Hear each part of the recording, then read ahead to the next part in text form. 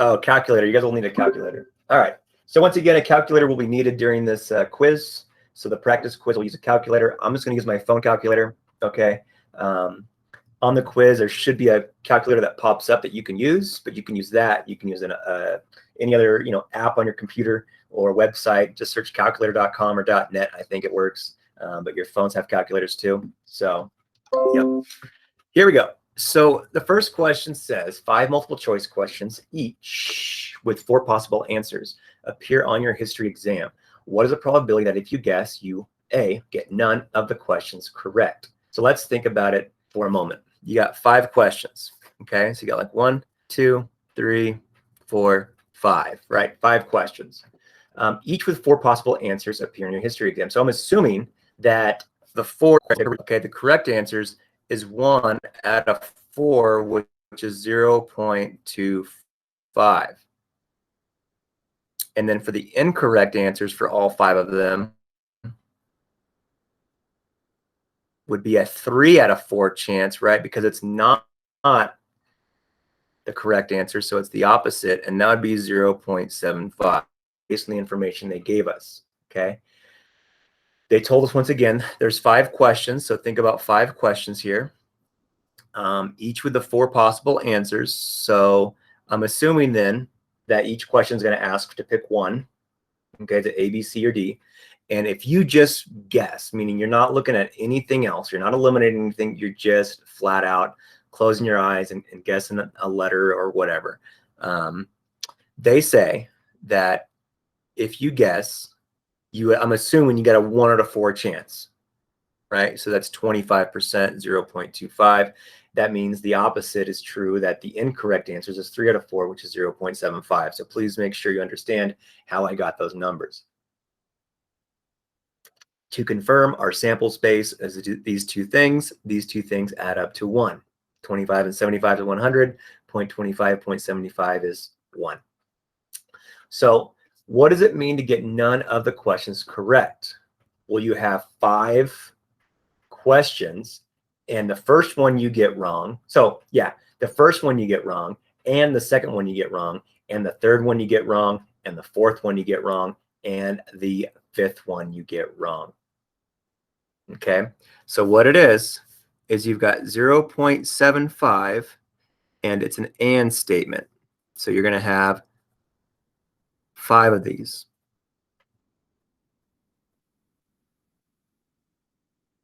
So that's 4 questions, but what about 5 questions? Okay, so one way to see this, the way that I usually quickly calculate this is I will put this to a power. Okay, it's very common. You'll see a question like this. In fact, I think the next chapter we go into more detail on this. But you're getting the wrong answer 5 times in a row. So to show that, okay, first power would be 1 time, second power would be 2 times, 3, 4, 5. 5th power would be 5 times in a row. So I'm going to go on my calculator. I'm going to put 0.75 to the 5th power. That way I try to eliminate any mistakes by having to type less into my calculator. All right, so my calculator is one of those cool calculators that if I turn it to the side, I get those awesome additional advanced options. See, if you turn it to the side, you get those cool options, right? So I'm going to type in 0.75, and then for the exponent, usually what you see is a little arrow, and it's kind of hard to see right now, but it's like a little arrow, the up arrow. That up arrow is your, so 0.75 to the 5th power. I hit enter. Now I get 0.2373. So I'm going to round these because I told you guys on your quiz, you're going to have to round to the nearest 100th. Okay, so we're going to round these to the nearest 100th, and I'm going to call this 0.2. I'm going to go ahead and just write this out, and then I'm going to round it to the nearest 100th now. So this goes out a lot more. Okay, but I just wrote the 3rd digit out too. That way I could round the 2nd digit, right? You need this 3rd digit. If it's 5 or above, you round this number up. If it's 4 or below, you just keep that number the same. So please be mindful of that. Okay, what if you get all the questions correct? So it's the opposite. Okay, instead of saying 0.75 times itself 5 times, right? 0.75 to the 5th power, we're going to say 0.25 times itself 5 times, or 0.25, right, to the 5th power. So does anybody have any issues with this so far? Are you guys feeling okay with this? Now, Yeah, that's pretty easy. cool, right? And this is one of those things that I feel is really easy. However, I understand this is math class, and sometimes in math class we kind of do some weird stuff, and sometimes it might seem easy for one person, but for someone else it might be the most complex thing in the world. And so we got to make sure we respect that, and I'll try to answer your questions if they come up. So what I got now is an answer like this. So when an answer like this, just be prepared that I might ask you to round to the nearest 10,000th place. So it's you're either going to see 2 decimal places or you're going to see 4 decimal places on these questions. So in this case, I see 3 zeros with a 9, 7, 6, 5, something, something. So for this one, once again, I would assume, and what I'll write on the test to remind you guys, I'll write something like this to say, round to the nearest 100th place, and I'll put this next to it to remind you 100th place is 2 spaces. On something like this, I'll say round to the nearest 10,000th place, and I'll put something like this, okay, to remind you 4 digits. So if you guys see this notation, you're like, what the heck is 0.xx or 0.xxxxx? Like, what is Mr. Atterbury trying to show us what to do? I'm just showing you round to the nearest 10,000th place, and 10,000th place is 4 digits past the decimal, okay? So in this case, right, like that was 2 places, this is 4 places. So since the next number is 7, I'm going to round this up to 10. So what I get is 2 zeros, 1 0.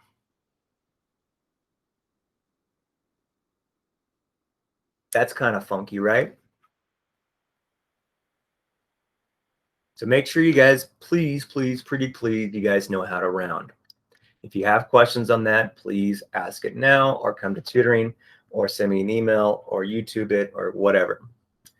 Okay, get your first incorrect answer on the 4th question. So that means your first incorrect answer. So please read this carefully, because on your actual quiz, it might say correct answer. So and it might say 3rd question. This might say 7 multiple choice questions, or 4 multiple choice questions, or 6, or 3, or 10, or whatever. It might say 3 possible answers. So think about different numbers I can change, but I'm going to keep it pretty much the same kind of question. Just make some small little changes. So don't do 5th power because Atterbury did 5th power. I did 5th power because there was 5 questions. Okay. I did 0.75 because it was 4 possible answers. And 1 out of 4 is 25, and 3 out of 4 is 0.75. Sorry, 0.25, 0.75. So please, pretty please, before I leave this section, know where I got 0.75 and 0.25. Please know where I got the 5th power. Please understand why I put the answers 2 digits or 4 digits. Just know on your test, I'll try to be clear, crystal clear, about how many spaces to round.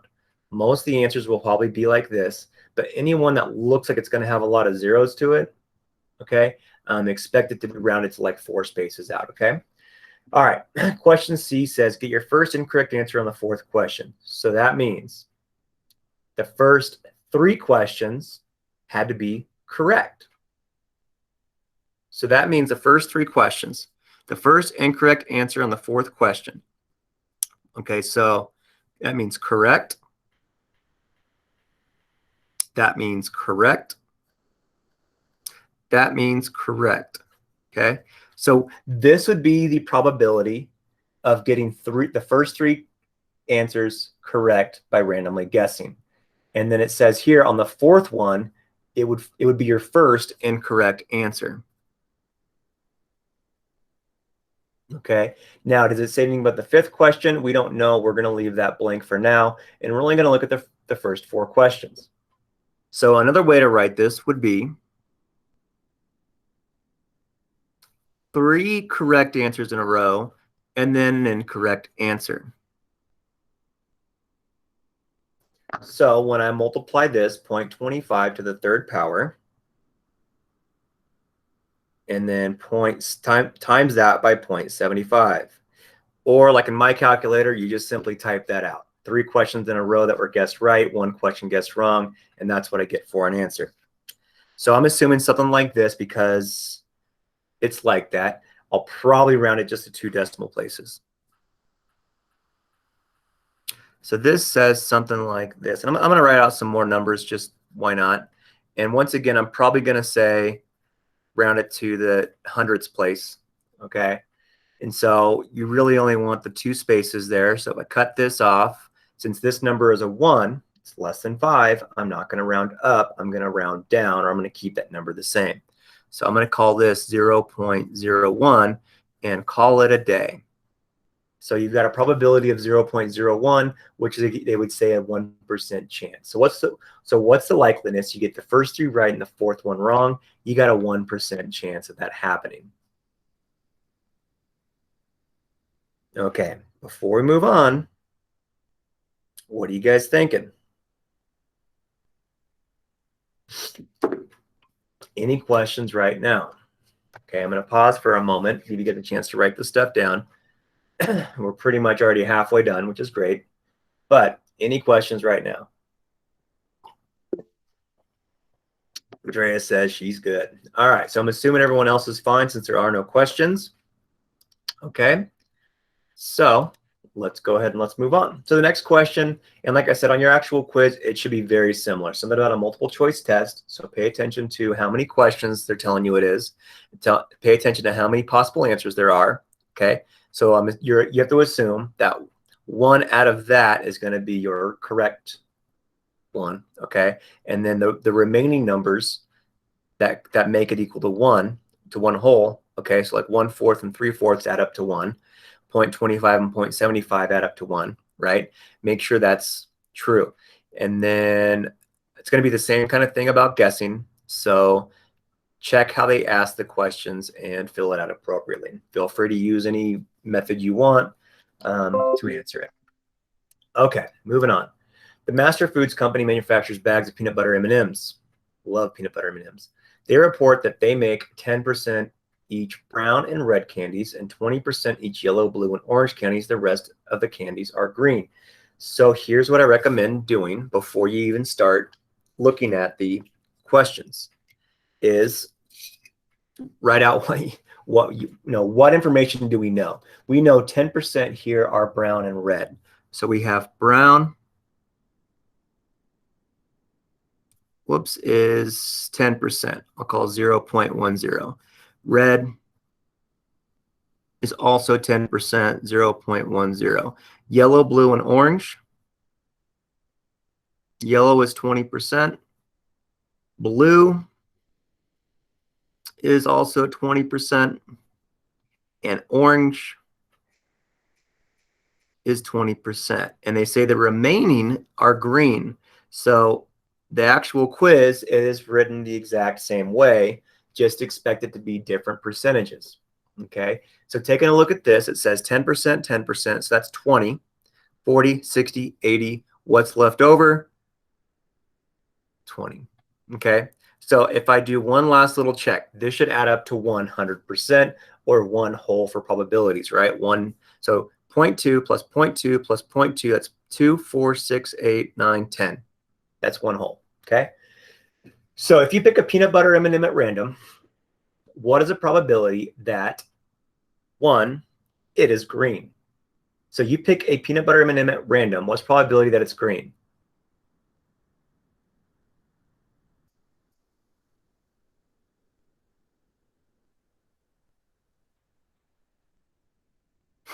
Final answer. Seems pretty easy, right?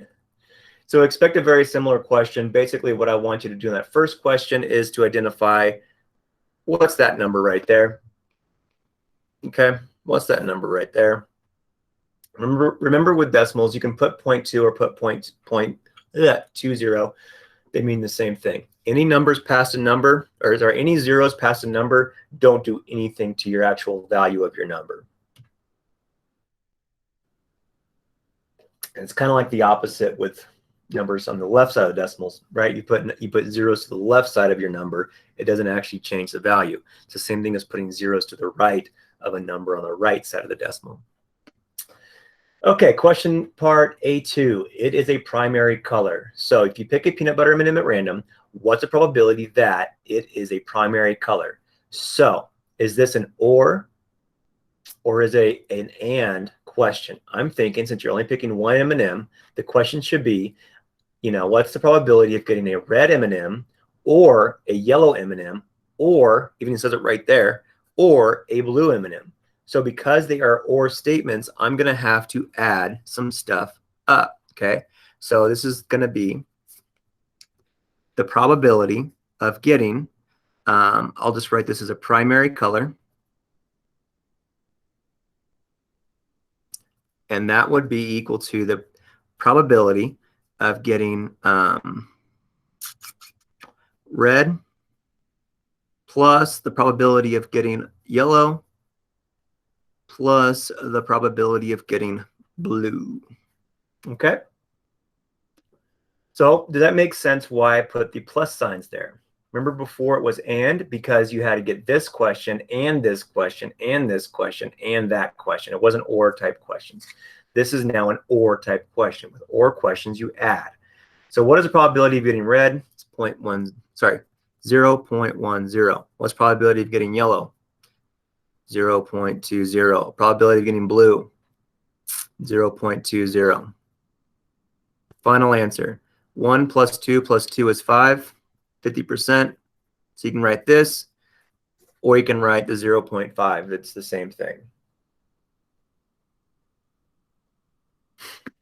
Mr. Atterbury? Yes, sir. So for like, if we had that question on the quiz, and since you were talking about rounding to the second decimal place, we would write a 0.50. With this one, honestly, like I'll make sure that however it is, that if you put 0.5 or 0.50, that they'll both be fine. Okay. Also, those kind of things I'm not too worried about. It's questions like this. It's questions where it's like 0.237. If you put 0.237 or 0.23, I'll call it wrong. It has to be 0.24. Something okay. like this. Okay. Mm-hmm. It's something like this. Like this is the one where I'll try to be more specific with it. These ones here are where it's a little more loose and a little like these ones here are just straight up like, I mean, I call it like elementary or middle school level probability right here. Okay. Now it will pick up a little bit more difficulty, but just something like this. I mean, if you're just adding these numbers like this, it shouldn't be too big of an issue. And I will allow some little leeway as far as the zeros at the end or not. That's called like this idea of a significant digit. You might have seen it before, but significant digits generally considered just like, oh, if you don't have zeros at the end, but they want you to like round, like you're saying, like to a certain number, you just got to fill in zeros at the end of it. You know, yeah. Just so you can have that strict format of like, oh, 0.200 or 0.20. There's certain applications where they want you to type those zeros at the end. For me, for these kind of questions, I'll take, as you see me, I wrote it 2 different ways. Either way would be fine. I'm going to make sure that the test, you'll have to type in the numbers, and I'll make sure it has multiple right answers. So if it's 0.2, I'll have 0.2 or 0.20. If it's 0.5, I'll type it in so it's 0.5 or 0.50. I have some freedom of what I can type in. Okay. But if you put like 50, that's wrong. Like, oh, well, it's 50%. Yeah, but I'm asking for a probability and I want it to be done in a formal way. I want you to do it in a decimal form. None of these answers should be percentages. And as you see here, as I'm doing through this practice quiz, I'm never making any percentages. You know, I barely put like a little fraction. And fractions aren't bad, but for this case, for this stuff, please, pretty please, you know, try to follow the same exact format that I do, because that's like the standard formal form of this stuff. And then also, we have to make sure to put the 0 before the decimal, right? Like in the ones place. Yeah, that's just one of those things that's also kind of formal. Okay. Don't do it. If I'm going through and I'm grading it, right, because I will double check how you guys do this stuff. And if I just see something that's like, whoa, they just kept putting 0.0, 0.5, 0.2, that's like a slang way to say it. That's not a formal way to write it. And so I'm going to ask you guys to do it formally, but something like that would be fine. Like that would be something I'd say, hey, like knock it off, put a 0 in front.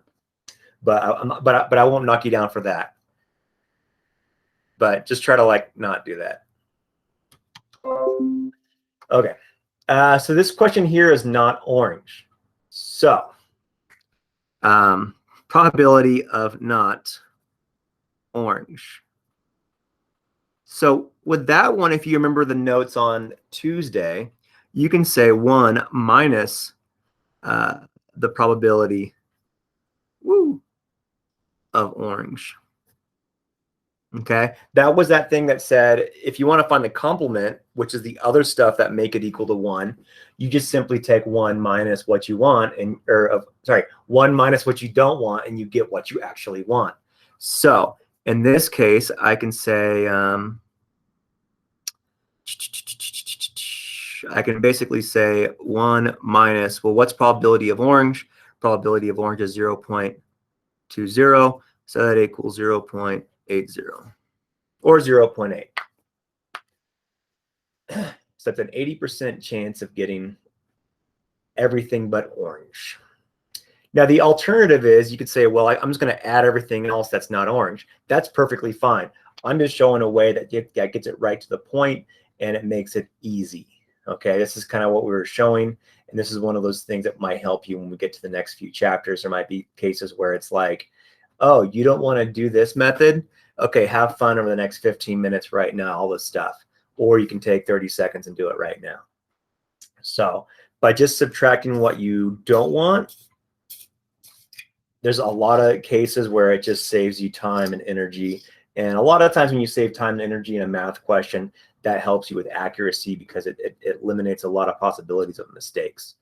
Okay, that's what I find useful in instances like that. Okay, any questions so far before we move to this little next section? These are all or type statements, right? If I was going to do this, I would say, oh, well, what if you pick one that is brown or red or yellow or blue or green? You would add those all up, right? Cool. Okay, so the next question now is going to be, if you pick 4 M&Ms in a row, what is the probability that they are all blue? What's probability none are green? What's probability the fourth one is the first one that is brown? So if you pick 4 M&Ms in a row, okay, so I find it super helpful just to go, okay, I read 4 M&Ms in a row. So it's 1, 2, 3, 4. Just doing that helps me think, okay, how am I going to solve this? So when I do this, it might be something to the 4th power, okay? It might be 4 things multiplied with parentheses around it, okay? So what's probability that they are all blue? So that means the first one is blue, and the second one is blue, and the third one is blue, and the fourth one is blue. Okay, so that is back to here 0.20. So that means we're going to do times itself 4 times total, or you can simply do 4th power. Okay, because that's what it means to multiply something to itself there 4 times. So in a calculator, what's 2 to the 4th power? That is what, 32? So it's going to be something with 32 in it. Why is that not coming up? Why is the calculator not working? Of course, my phone's like, no, it ain't going to work right now. What the heck is happening? All right, my phone's being dumb. I'm just going to go ahead and go to a website and just go 0.2 up arrow 4 equals, oh, why did I think 32? That's 5th power.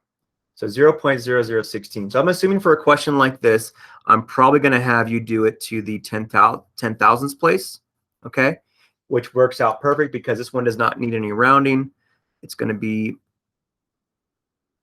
that.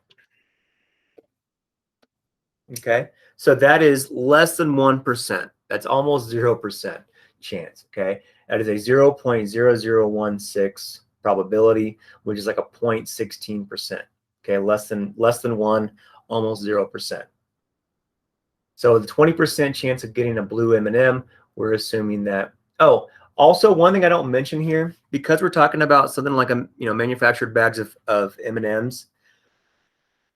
traditionally speaking, when you have a question like this at the next level is this idea that, oh, we took one out, so that means our total is less, and so now we have a different probability of getting the next one.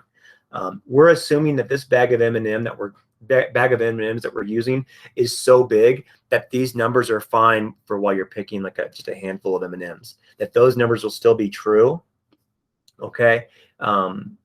Now, we don't know the exact probability, but we're assuming it's a large bag with a large quantity. Therefore, these numbers should be fine. So that's an assumption, but just know it's kind of like in physics when they say, oh, we're going to assume that there's no wind or resistance. It's kind of like that in this probability instance, okay?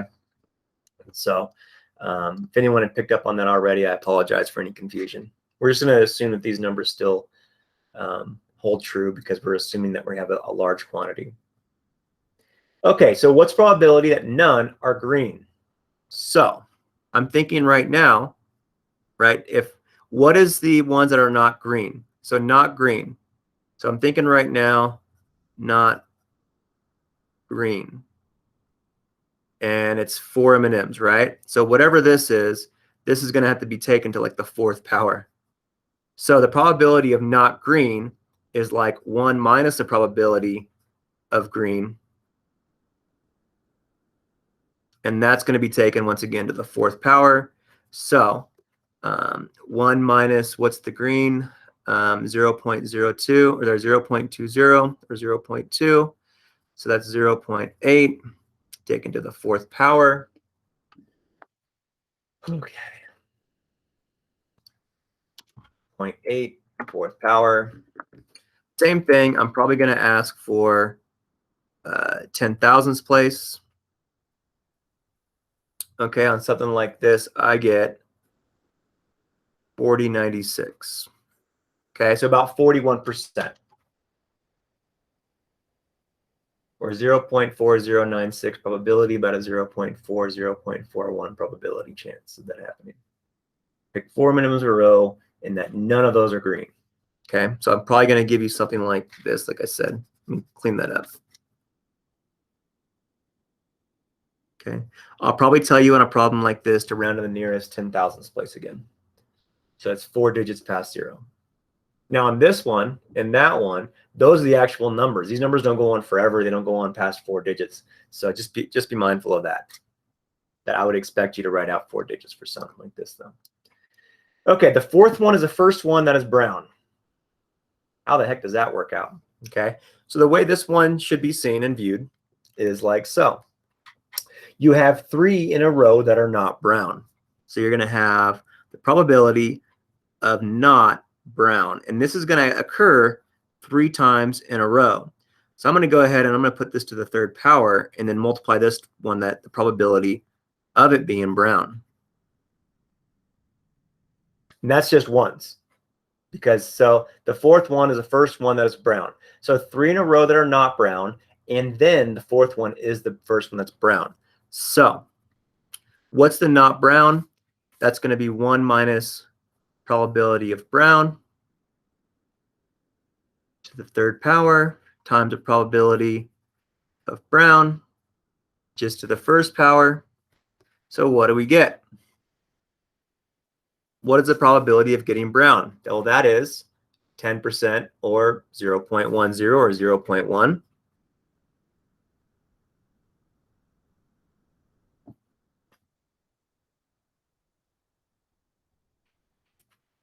So that's going to be 0.90 to the 3rd power times 0.10 to the 1st power. Let's do some math. 0.9 times 0.9 times 0.9 times 0.1.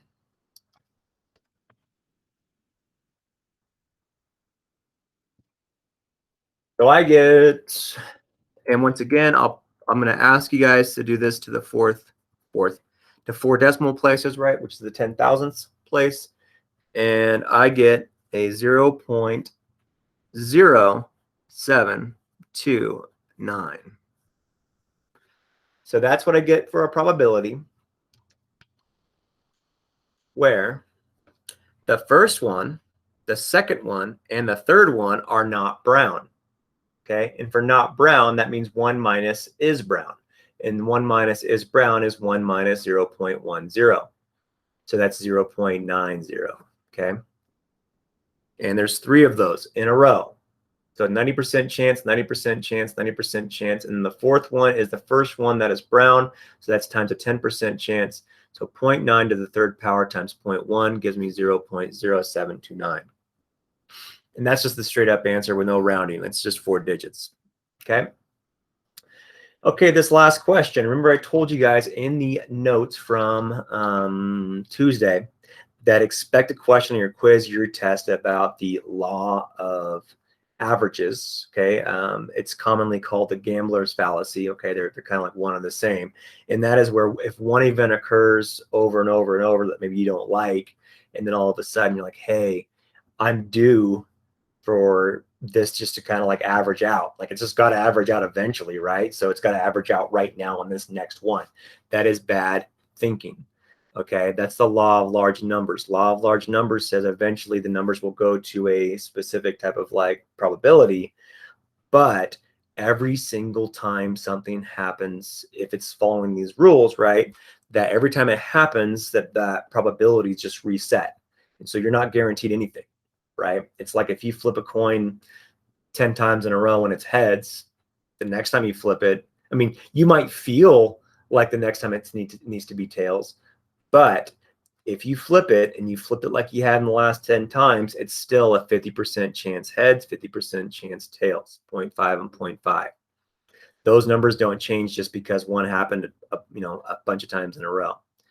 Is it likely to happen? Not really over the larger group, but weird things happen sometimes. So anyways, how would you answer a question like this? After picking 10 M&Ms in a row, you still have not picked a red one. A friend says that you should have a better chance of getting a red candy on your next pick since you have yet to see one.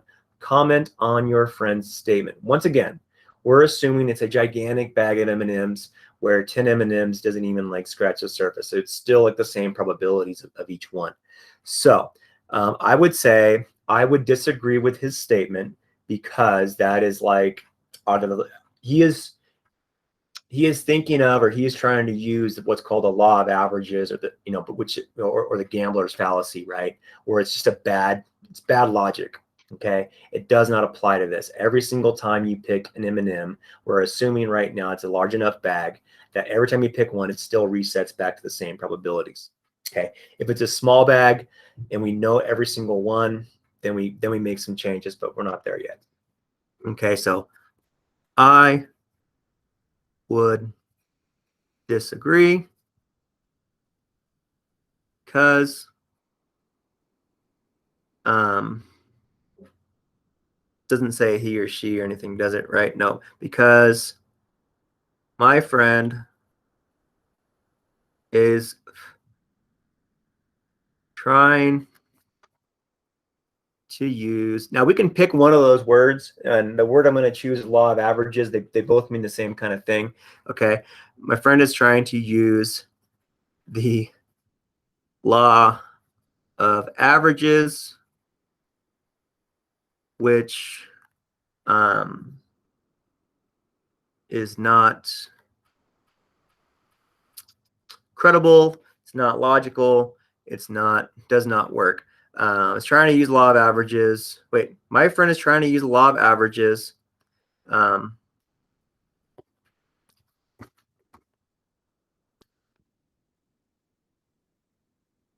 Which is not an actual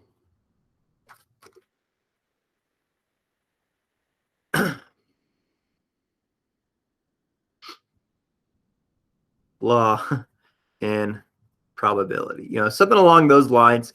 Basically, if your friend says something like that, I'm not saying call him an idiot, but it's just one of those things that you just got to disagree on. Okay, you just got to say, you know what you're saying, I understand it. It's a common misconception, right? It's a common misway to think. Okay, it's not an actual law in probability. Okay, what's called a law of averages. A lot of people believe that just, hey, you know what? I've done this like 10 times in a row. It's got to be the next one. Okay, No. Okay. If it's got a 10% chance, it means if you do it like 1,000 times or 10,000 times, it'll happen about 10% of those times. Okay. But if you do it 10 times, you're not guaranteed it's going to happen once in those 10 times. Okay. And if it's 10% chance and you do 10 in a row and don't get it, okay, you're not guaranteed the next time. Okay. Now, if you've got a small group of something, then yeah, that stuff does kind of work out that way, and that's something that's different. This is implying that you have a large group of stuff and you're not quite sure what you're picking, okay? It's not like you can look in there and change the outcome. Okay, so any questions before I shut down the recording? That is your practice quiz. Give me about 20, 30 minutes to post your actual quiz. Like I said, I realized this morning as I took a look at your practice quiz that half the questions are from the actual quiz that I designed and half the questions are from this, but yet I changed some of the answer choices around. So that's my bad. I'd rather have to pull it back, redo it, and post it correctly than have to make correction after the fact. So I'd rather delay the quiz a little bit and then create less heartache. Okay. Any questions?